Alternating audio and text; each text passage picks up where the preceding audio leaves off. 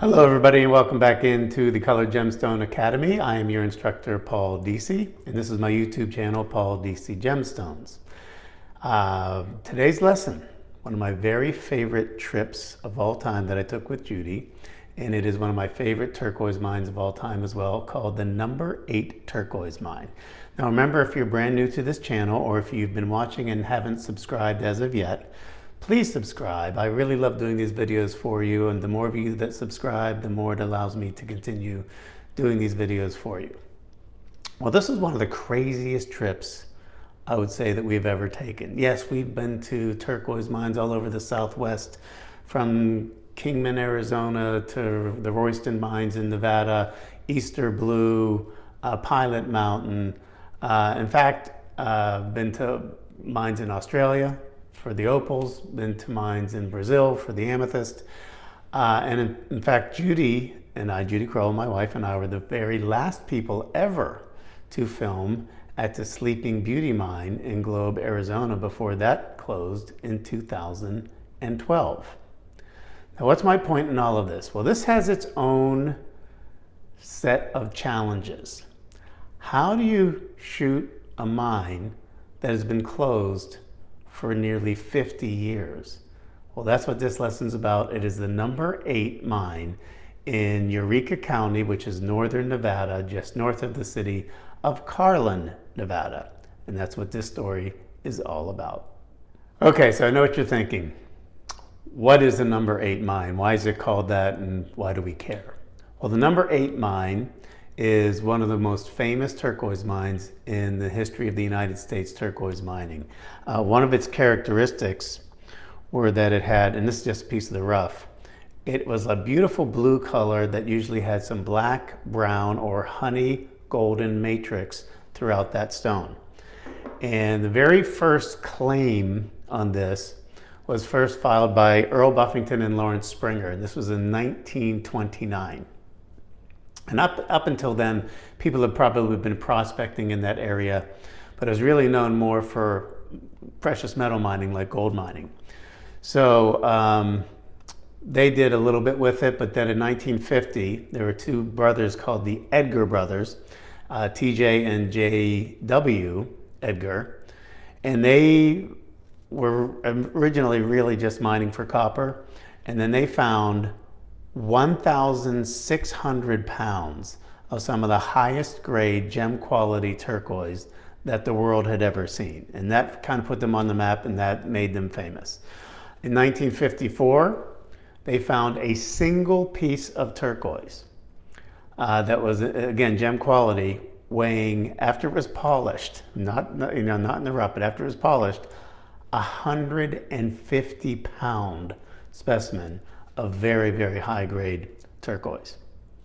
Well, as happens with mines, it passed hands from claim to claim to claim. And at the very end of it was a gentleman by the name of Dowell Ward.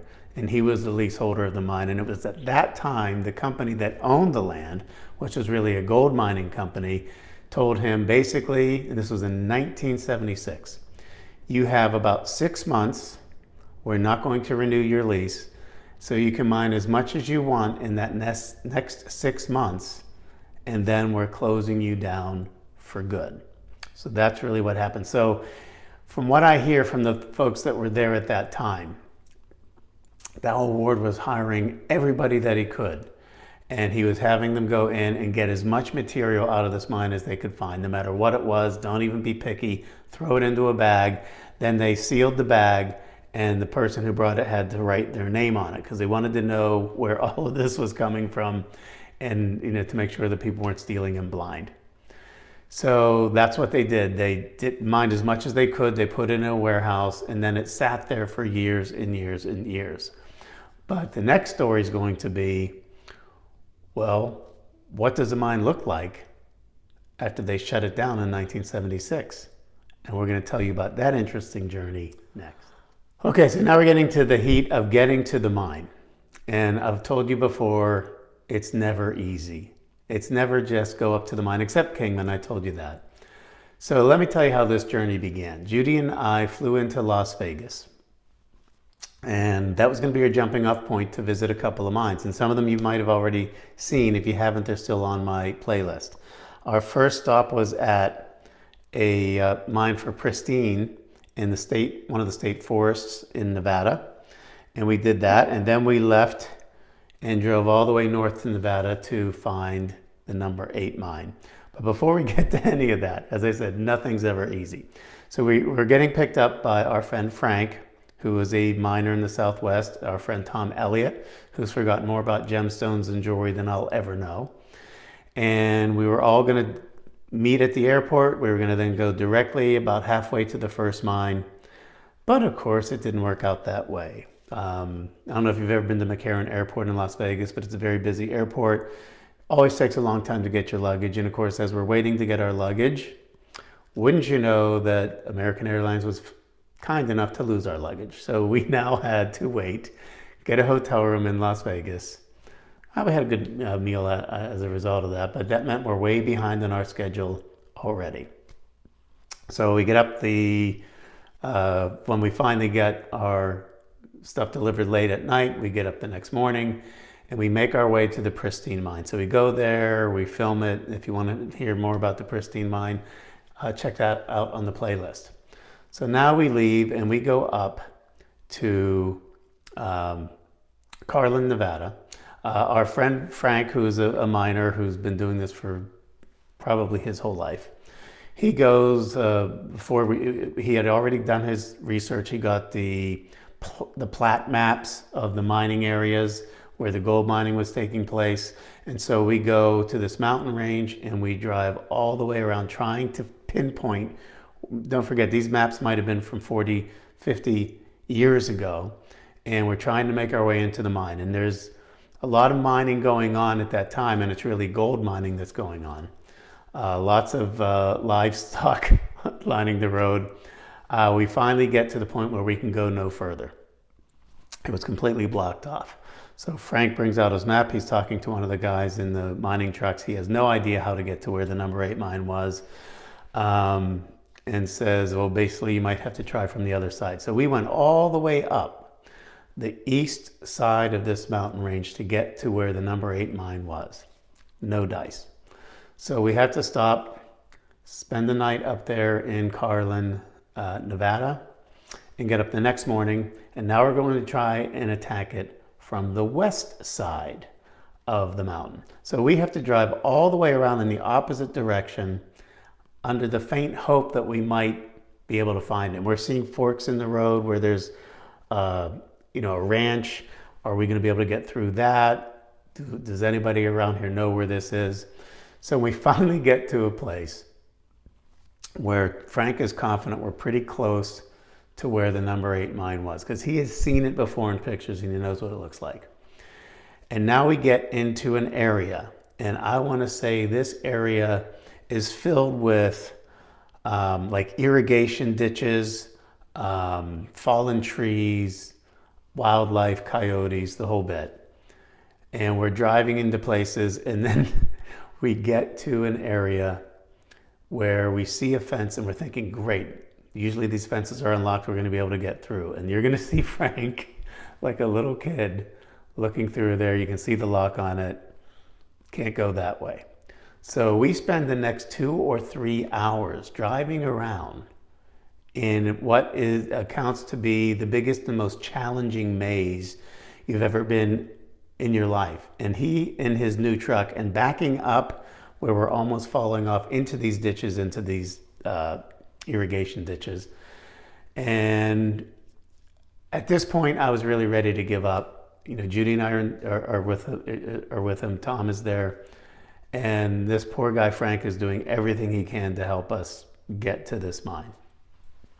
And, but he was like a dog with the bone. You have to know Frank. He's been mining for a long time. He is not going to take no for an answer.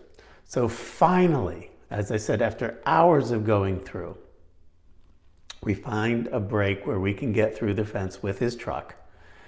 And you could see, and it just opens up, you can see where the number 8 mine was located. So we started to make our way towards the mine. Okay, so finally, we find it. And what you're seeing where I'm walking is right next to a bunch of what looks like black boulders. And that was where the mining was taking place. And I'll explain that in just a little bit. But as we're making our way up the mountain to this level, you start to see indications of other gemstones just scattered on the ground. And I mean, not like that you might recognize, but you'd see boulders with maybe a little bit of quartz in it. And you'd see some other like magnesite and things like that that are strewn about the mountain. And keep in mind that quartz is a great indicator for gold mining. And remember, this was owned by a gold mining company, and they were the ones that shut it down in 1976 so that you could no longer mine the number 8 turquoise. So that quartz is a good indicator, and you'll see me, standing by the quartz.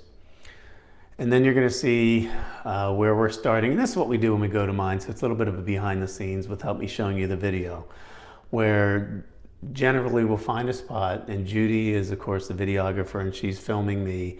And I'm starting to tell the audience what this area is and what it indicates. So that you're going to see me on camera and Judy holding the camera. And then you're going to see another area. Right now we're by that big opening that I talked about. And I remember talking to Frank and talking to Tom about it. And I said, so what is this? What exactly is this? And they said, well, even when a gold or copper mine tells people that your lease is up and you can't mine here anymore, they know the people are going to generally try and sneak onto the land and mine anyway. So all that area where you see that was a big open pit mine where they were working to find the vein of that number 8 turquoise with that beautiful matrix, very, very high grade turquoise. And they said once that deadline hit and they were no longer allowed to mine, they brought in all of their gold mining equipment. And the first thing they did is they took all of these, tons and tons, hundreds of tons of rock, and they filled it all in. Because there's no way anybody's going to go through moving all of that just to try and get to the turquoise that might be 50, 60, 70 yards below that. So that was kind of their fail-safe to make sure that nobody else mines there. And that's what we were doing when we were filming by there, is explaining that story. So now you get to see a picture of the 3 musketeers. On the left is Frank Lenti. Frank, on the left is Frank. He is our gem miner and turns us onto some gemstones that we've never heard of. In the middle, of course, is me wearing the same shirt. I did that almost, especially for this video. And then on the right is Tom Elliott. And as I said, Tom has forgotten more about gemstones and manufacturing and polishing and valuing stones than anybody I've ever met in my life. And so I wanted to tell you one last story about what happened with the number 8 after 1976. Remember, they had to mine as much as they could. They stockpiled it in storage. For those of you that watched Shop HQ, or Shop NBC became Evine, became Shop HQ, I was the only one that ever sold number 8 turquoise on well, probably any shopping channel, to be honest. And it was very, very popular. And I had a great price for it, and it sold out every single time that we did it. Well, then it became very hard to get the material. There was a lawsuit among 3 principals. There were 3 people that were authorized legally to sell that rough, that original rough that Dow Ward had put away all those years ago.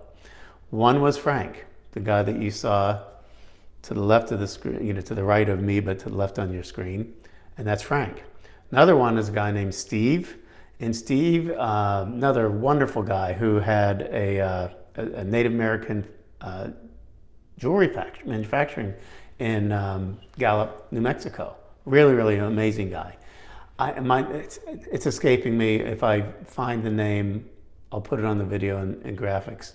But then there was a third party that was authorized to sell, and there was some sort of dispute that there was a cease and desist and nobody could buy it anymore. I know that's probably been lifted and we'll be able to get that again, but that's what happened with the number 8 turquoise, one of the most famous turquoise mines ever to be operated in the United States of America.